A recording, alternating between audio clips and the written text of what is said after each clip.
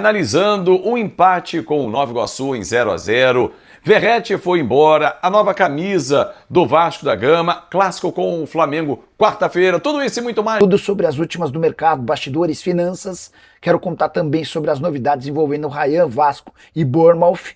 Enfim, você não perde por esperar. Fala aí pessoal, sou Jorge Nicola, bem-vindos a mais um vídeo do canal. Sempre bom ter vocês por aqui, sem perder tempo, pedir para deixar like, se inscrever no canal e ativar as notificações. Quero te atualizar agora sobre Vasco, Bournemouth e Rayan. Negociações seguem em andamento, mas o time inglês deu um prazo de 3 dias para a resposta definitiva do Vasco. A proposta é de 35 milhões de euros, só que esse valor é de 28 milhões de euros fixos e 7 milhões de euros em bônus, com a lembrança importante de que o Vasco tem apenas 60% dos direitos econômicos. 30% são do jogador e mais 10% dos seus representantes. O Vasco havia sonhado com a possibilidade de um negócio de 50 milhões de euros para que seus 60% representassem um negócio interessante. O Rayan já assegurou que não vai forçar barra para obrigar o Vasco a vendê-lo. Cruz Maltino espera por novas propostas. O Bournemouth já disse que não vai melhorar nenhuma cifra em relação a esse valor. Meu palpite, minha impressão é de que o negócio não vai sair com o Bournemouth por conta de todas essas condições. Quero completar contando que Verratti recebeu uma homenagem antes do jogo do Vasco nesse domingo.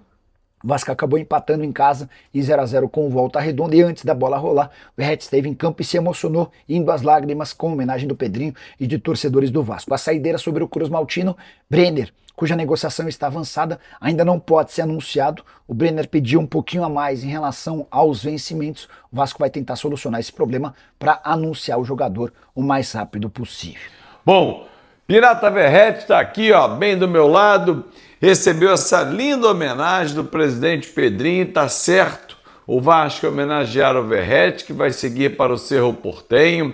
143 jogos com a camisa do Vasco, 60 gols, momentos marcantes, momentos emocionantes, e ele se emocionou ontem em São Januário ao dar a volta no gramado para ser aplaudido pelo torcedor, receber aquele último carinho antes de se apresentar ao Cerro Porteño, porque eu sei que você, torcedor, vai seguir tendo muito carinho com o Verratti. Uma pena ele não levar na bagagem pelo menos um título. Levou o de maior artilheiro do futebol brasileiro no ano passado, mas não um com a camisa do Vasco sendo campeão. Levou o título com a camisa do Vasco individual, mas o coletivo acho que seria muito legal e coroaria o trabalho que ele fez, a entrega, o respeito que ele teve com a nossa camisa. Boa sorte ao Verratti, que estava com a esposa, com os filhos, tudo de bom, sucesso, e as portas do Vasco estarão sempre abertas para ele. Aliás,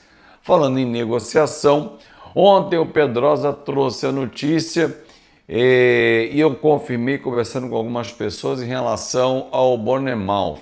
A proposta já está na mesa do Vasco, os números já estão lá, não são números que o Vasco gostaria.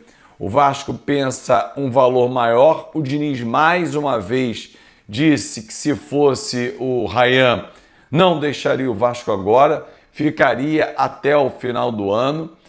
Entende ele que ele pode crescer, maturar ainda mais no futebol brasileiro, mas é uma decisão muito difícil, envolve cifras muito altas, envolve uma expectativa muito grande, jogar na Premier League. Ah, Fábio, você quer que o Rayan vá embora? Não, mas eu entendo o lado do atleta também, da família, de pensar numa estabilidade, de pensar financeiramente, porque são números muito elevados.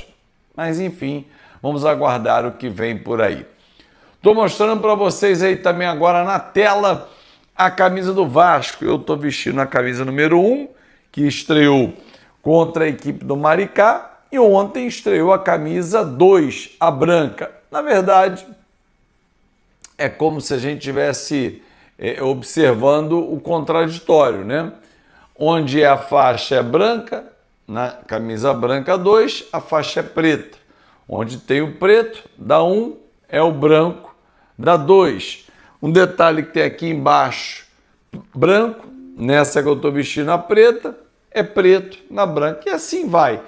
É uma camisa linda, como é toda a camisa do Vasco ela é muito bonita. Os detalhes aqui, por exemplo, não tem um detalhe em branco na gola e na manga. Na branca tem um detalhe em preto na gola e na manga.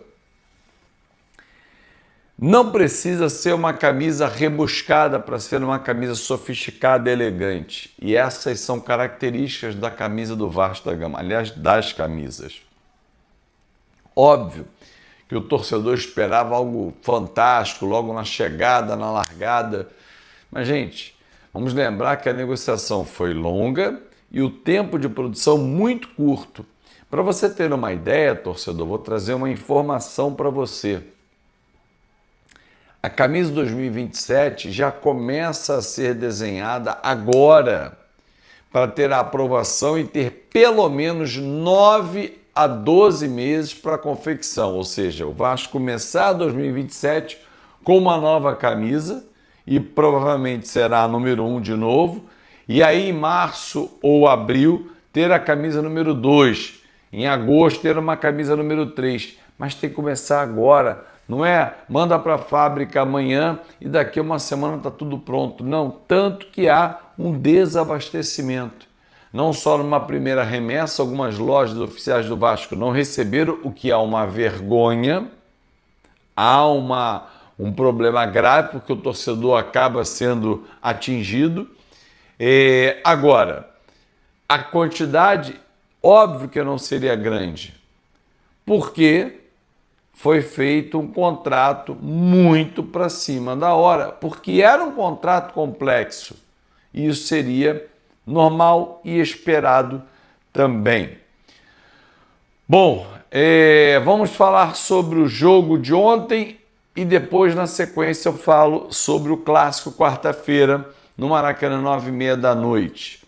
Fico muito feliz que a galera tenha sentido muita falta da narração. Eu estou sentindo falta de narrar também, mas ainda estou em férias aqui nos Estados Unidos. Volto ao Brasil dia 30 e aí já na sequência, no fim de semana, eu narro o jogo.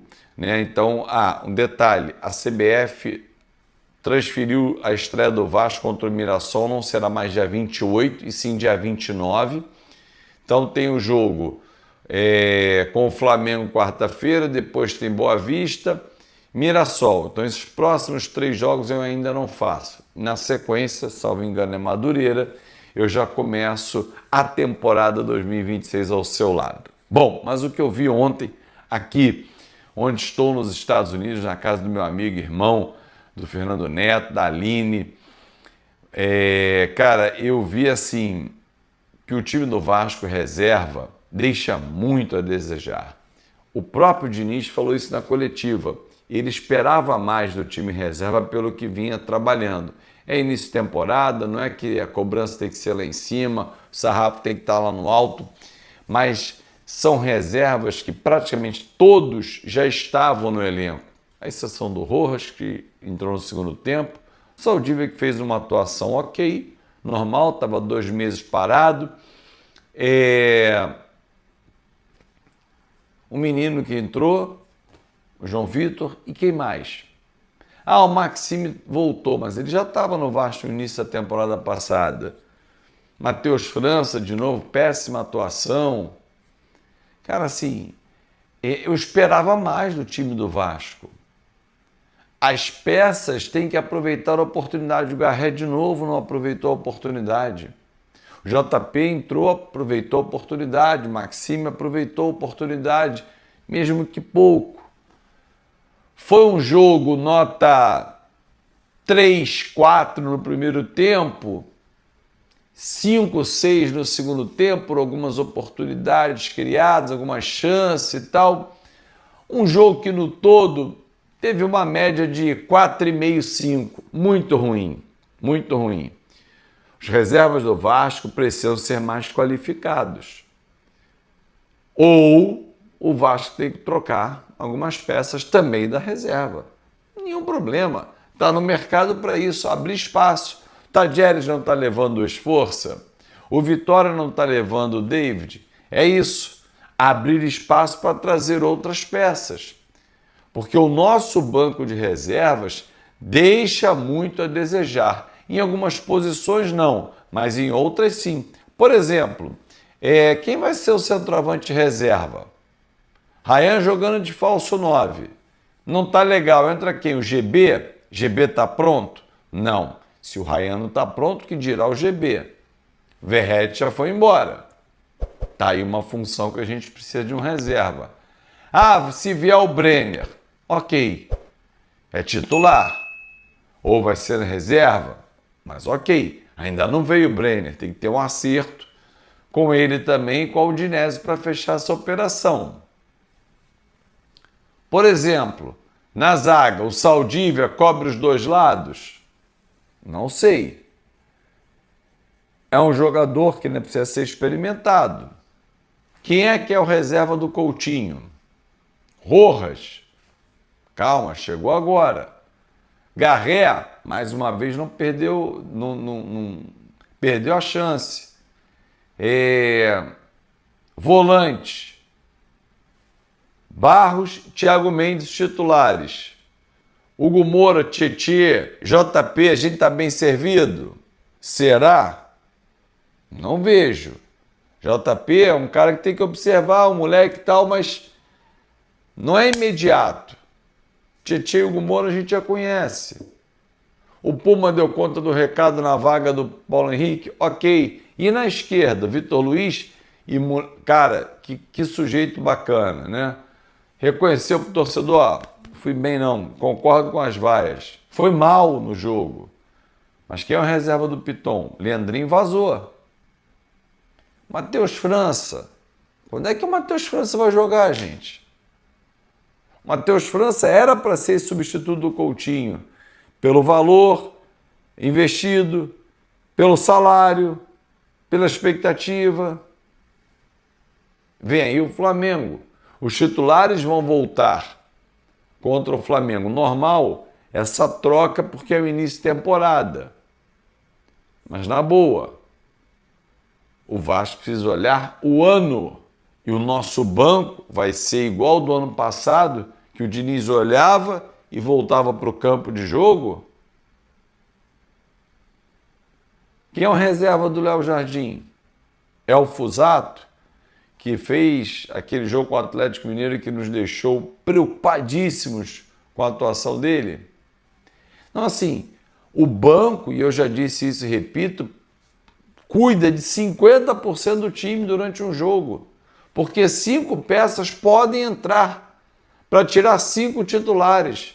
E se eles entrarem num nível lá embaixo, o adversário engole. Ah, o Flamengo vai com o Sub-20 quarta-feira. Eu não estou preocupado com o time do Flamengo, estou preocupado é com o Vasco.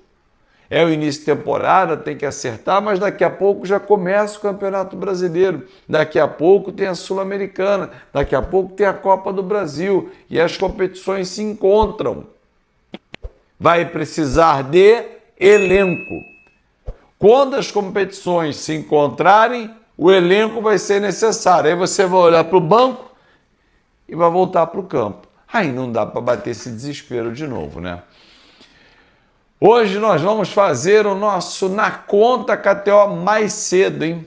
Já para alertar você. Hoje, horário de Brasília, no Rio de Janeiro, né?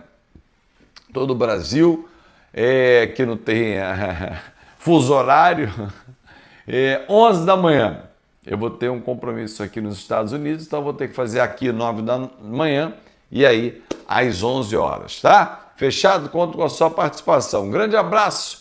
Ótima semana, não esquece de dedo no like, comenta, compartilha, aqui a sua casa é a casa do verdadeiro torcedor vascaíno. Um grande abraço, excelente semana e vamos juntos. Até mais tarde.